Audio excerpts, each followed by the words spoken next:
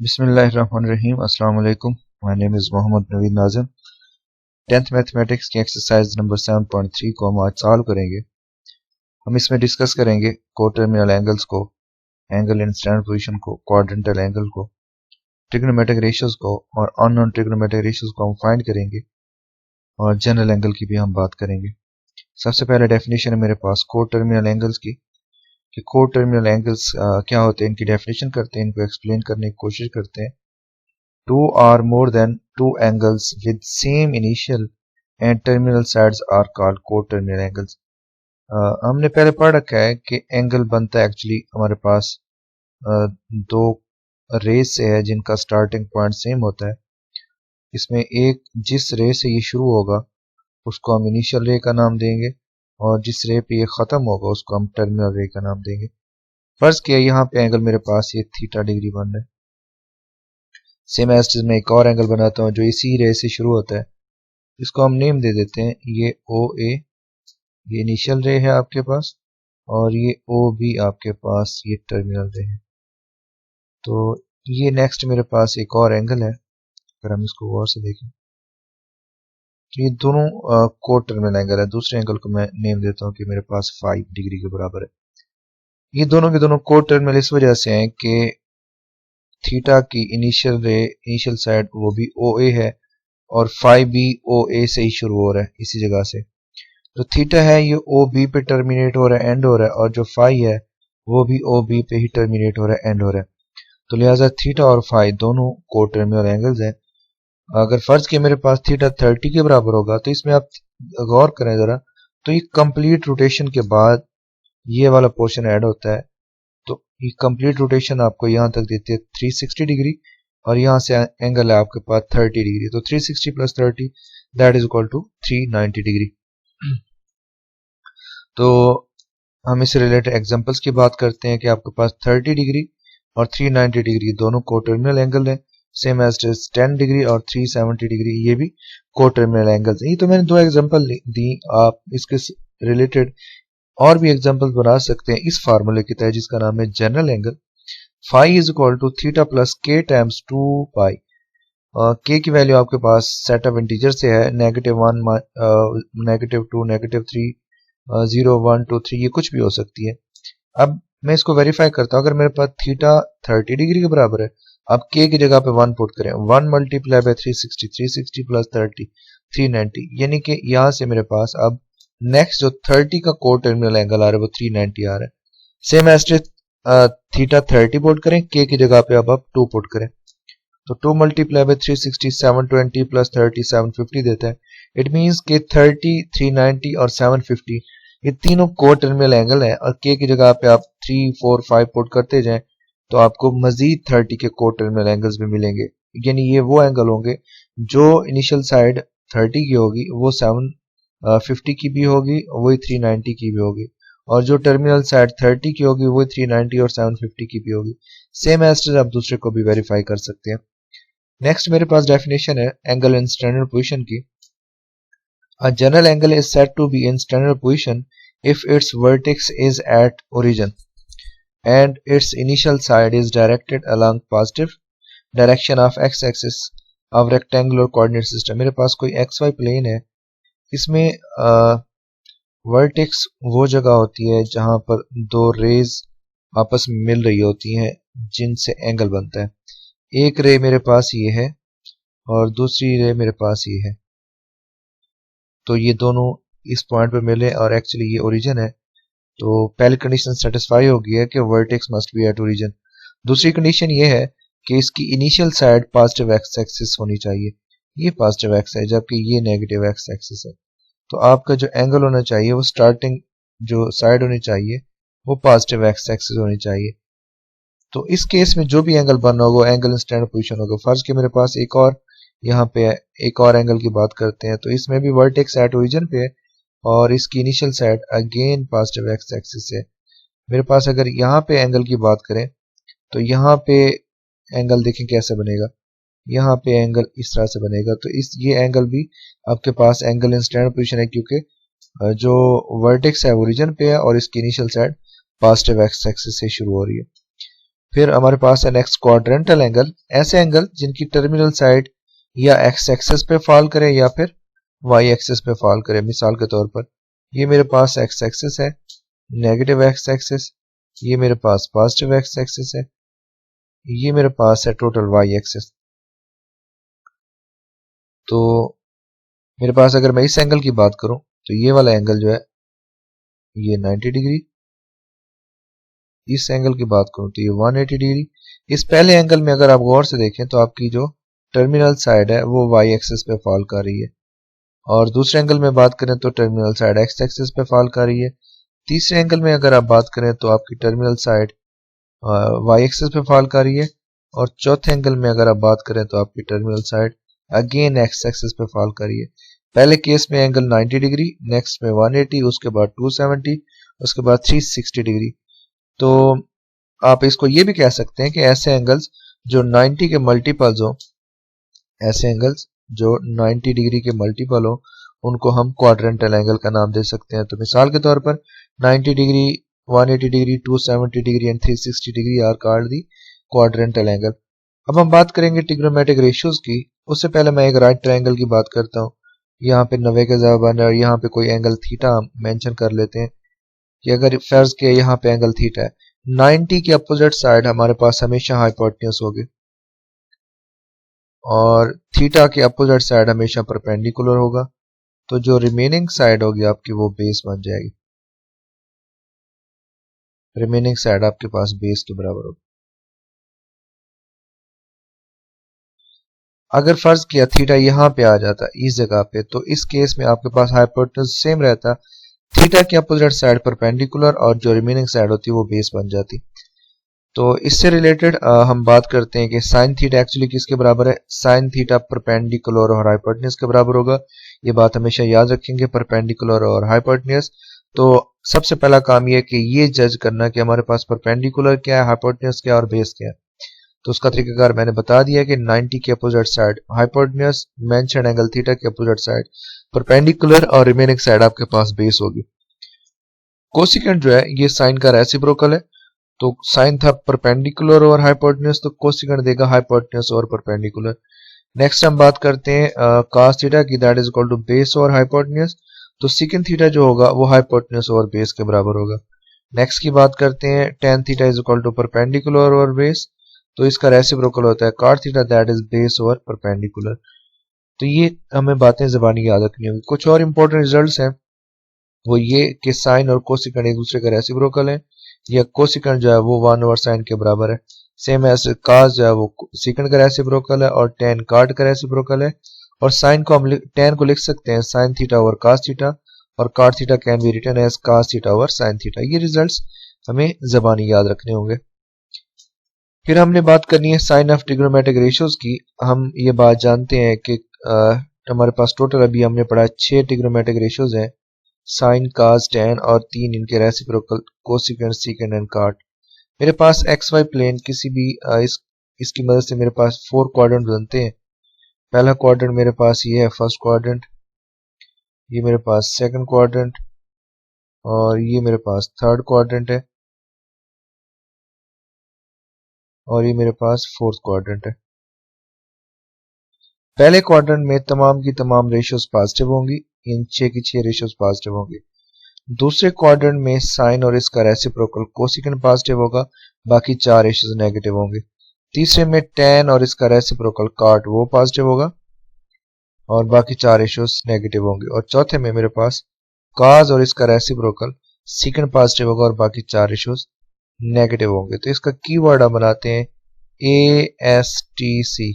पहले में तमाम पॉजिटिव, दूसरे में साइन और इसका रेसिप्रोकल पॉजिटिव, तीसरे में tan और इसका रेसिप्रोकल पॉजिटिव, चौथे में cos और इसका reciprocal positive. In first quadrant all the ratios are positive, while in second quadrant sin and its reciprocal is positive, and third quadrant tan and its reciprocal is positive, and in fourth quadrant cos and its reciprocal is positive. फिर हम बात करते हैं exercise 7.3 की। Question number 1 objective का question है, आप उसको खुद देख लेंगे। मैं क्वेश्चन नंबर 2 की तरफ आ रहा हूँ। Identify the closest quadrantal angle. मेरे पास एंगल है 156। तो अगर हम गौर करें तो ये 156 जो है ये 90 से बड़ा है, पहले जो होता है पहले क्वाड्रेंट में एंगल होता है 0 to 90 और दूसरे में होता है 90 to 180। तो ये 156 एक्चुअली ये सेकंड क्वाड्रेंट में है, तो ये 90 और 270 के दरमियान है। तो 156 की क्लोजेस्ट क्वाड्रेंटल एंगल 90 डिग्री और 180 डिग्री है। तो सेम एज नेक्स्ट हम लेते हैं एक और क्वेश्चन 3180 318 डिग्री। तो ये एक्चुअली 270 से बड़ा है और 360 से छोटा है। तो इसके क्लोजेस्ट एंगल जो होंगे 270 होंगे और 360 डिग्री होंगे। जी बिल्कुल ऐसे ही नेक्स्ट क्वेश्चन की तरफ आते हैं। क्वेश्चन नंबर 3 है मेरे पास, write the closest quadrantal angle. तो -π/4 यानी -45, इसके क्लोजेस्ट ये नेगेटिव है। नेगेटिव हमारे पास क्लॉकवाइज एंगल होगा। क्लॉकवाइज मीन के हम इसको यहां से शुरू करेंगे, ये क्लॉकवाइज डायरेक्शन है। तो ये एंगल यहाँ पर 0 डिग्री है और यहाँ पे 90 डिग्री एंटी क्लॉकवाइज होने की वजह से ये -90 होगा। तो -π/4 के क्लोजेस्ट जो होंगे वो 0 एंड -90 डिग्री होंगे। सेम एज नेक्स्ट -3π/4 की बात करते हैं तो उसके क्लोजेस्ट होंगे आपके पास -90 एंड -180 डिग्री। नेक्स्ट क्वेश्चन मेरे पास question number 4, in which quadrant theta lies. मेरे पास दो ट्रिग्नोमेट्रिक रेशियोज बताई गई हैं कि वो क्वाड्रेंट जिसमें काज भी नेगेटिव हो और साइन भी नेगेटिव हो। आप इंडिकेट करें कि ऐसा किस क्वाड्रेंट में पॉसिबल है। हम ये बात जानते हैं ASTC के मुताबिक काज इज नेगेटिव। हम बात ये जानते हैं कि काज एक्चुअली पॉजिटिव होता है पहले और चौथे में, इसमें पॉजिटिव होता है। इट मीन्स कि बाकी दो में नेगेटिव है, तो ये दूसरे में भी नेगेटिव है और ये तीसरे में भी नेगेटिव है। फिर मैं बात करता हूँ साइन की, कि साइन किस में नेगेटिव है। साइन नेगेटिव है मेरे पास ये तीसरे में भी नेगेटिव है और ये मेरे पास चौथे में भी नेगेटिव है। तो मैंने देखना यह है कि डबल टिक किस क्वाड्रेंट में लग रहा है। डबल टिक मेरे पास थर्ड क्वाड्रेंट में, इट मींस कि थीटा जो है वो थर्ड क्वाड्रेंट में लाई करते हैं। फिर हम बात करते हैं sine is negative and second is negative. Smart syllabus के मुताबिक हमने ये दो पार्ट करने हैं, तो सेम दोनों वही बातें हैं। काज का रेसिप्रोकल सेकंड होता है, तो इसमें भी अगेन वही थर्ड क्वाड्रेंट ही आएगा। इनसे रिलेटेड बाकी तमाम पार्ट्स एक्सरसाइज में मौजूद हैं, आप उनको प्रैक्टिस के लिए जरूर कीजिएगा ताकि आपका कंसेप्ट जरूर क्लियर हो। आपने ट्रिक ये पकड़नी है कि काज इज नेगेटिव, तो मैंने देखा cos is negative in second and third, इनको टिक कर लिया। And sine is negative in third and fourth, तो मैंने देखा ये कि डबल टिक जिस क्वाड्रेंट में आ रहा होगा थीटा इसी क्वाड्रेंट में लाई करेगा। फिर नेक्स्ट है मेरे पास क्वेश्चन नंबर 8, हमें दिया गया है कि tan theta is 4/3 and sine is negative. तो आप रिमेनिंग ट्रिग्नोमेट्रिक रेशियोज को फाइंड करें। तो मैंने देखना यह है कि tan इज पॉजिटिव, tan की वैल्यू दी गई है 4/3 which is a positive value. और मेरे लिए जरूरी चीज ये है पहले फाइंड करना कि थीटा किस क्वाड्रेंट में लाई करता है। tan इज पॉजिटिव, tan की जो वैल्यू दी गई है वो पॉजिटिव है, तो tan पॉजिटिव होता है एक्चुअली पहले क्वाड्रेंट में और तीसरे क्वाड्रेंट में। And sine is negative, sine negative होता है मेरे पास तीसरे क्वाड्रेंट में और चौथे क्वाड्रेंट में नेगेटिव होता है। तो डबल टिक मेरे पास तीसरे क्वाड्रेंट में आ रहा है, इट मींस कि theta lies in third quadrant. तो मुझे थीटा का पता चल गया है। अब हम ये बात और भी जानते हैं कि tan थीटा हमारे पास बराबर होता है परपेंडिकुलर और बेस के, और ये tan थीटा बराबर है 4/3 पे। इसका नॉमिनेटर है परपेंडिकुलर और इसका नॉमिनेटर है 4, तो परपेंडिकुलर 4 के बराबर। इसका डिनोमिनेटर है बेस और इसका डिनोमिनेटर है 3, it means base is equal to 3। तो मेरे पास हाइपोटेन्यूज मिसिंग है। बाय यूजिंग पाइथागोरस थ्योरम, मसला फिथागोरस कहता है कि hypotenuse square is equal to base square plus perpendicular square. इसमें वैल्यूज पुट करते हैं तो मेरे पास हाइपोटेन्यूज की वैल्यू आ जाती है 5 के बराबर। तो अब मेरे पास ये चीजें आ गई, तो मैं तमाम की तमाम ट्रिग्नोमेट्रिक रेशियो आसानी से फाइंड कर सकता हूँ। मेरे पास दिया गया था tan theta that is equal to 4/3 and cot theta that is equal to 3/4, क्योंकि tan का रेसिप्रोकल होता है cot, इसका उलट कर देंगे। अब क्योंकि थीटा थर्ड क्वाड्रेंट में लाई करता था, थर्ड में tan और cot पॉजिटिव होते हैं, तो लिहाजा आपको ये दोनों वैल्यूज पॉजिटिव ही नजर आएंगे। फिर मैंने साइन फाइंड करना है। साइन बराबर होता है परपेंडिकुलर और हाइपोटेन्यूज। परपेंडिकुलर की वैल्यू 4 के बराबर है और हाइपोटेन्यूज मेरे पास 5 के बराबर है। आप सोच रहे होंगे कि ये नेगेटिव कहां से आया, क्योंकि थीटा थर्ड क्वाड्रेंट में लाई करता है, तो थर्ड क्वाड्रेंट में साइन नेगेटिव होता है, इस वजह से ये नेगेटिव इसी वजह से आ गया। और इसका रेसिप्रोकल होता है कोसेकेंड, वो होगा -5/4। नेक्स्ट हम बात करेंगे काज की। काज होता है आपके पास बेस और हाइपोटेन्यूज। बेस बराबर होता है 3 और हाइपोटेन्यूज बराबर है 5। तो ये नेगेटिव कहां से आया, क्योंकि काज थीटा थर्ड क्वाड्रेंट में नेगेटिव होता है, तो ये नेगेटिव उसी वजह से आ गया। तो cos का रेसिप्रोकल होता है secant theta, that is -5/3। Next question number 9 है, वेरी इंपॉर्टेंट क्वेश्चन। आपको दिया गया sin theta is -1/√2 and the terminal side of the angle is not in third quadrant. मेरे काम की चीज है कि किस क्वाड्रेंट में है। यहाँ पे ये बताया गया कि थर्ड क्वाड्रेंट में नहीं है, तो फिर देखना ये है कि अगर ये थर्ड क्वाड्रेंट में नहीं है तो फिर ये किस क्वाड्रेंट में है। मेरे पास वैल्यू दी गई है साइन थीटा की, दैट इज -1/√2, यानी साइन की वैल्यू नेगेटिव है। साइन किस किस क्वाड्रेंट में नेगेटिव होता है? साइन थर्ड में नेगेटिव होता है, साइन फोर्थ में नेगेटिव होता है।